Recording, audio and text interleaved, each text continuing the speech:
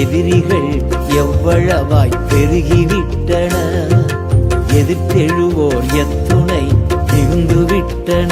ஆனாலும் சோர்ந்து போவதில்லை, தளர்ந்து விடுவதில்லை, சோர்ந்து போவதில்லை, தளர்ந்து விடுவதில்லை.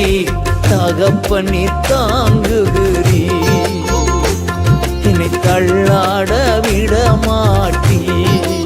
கேடகம் நீரே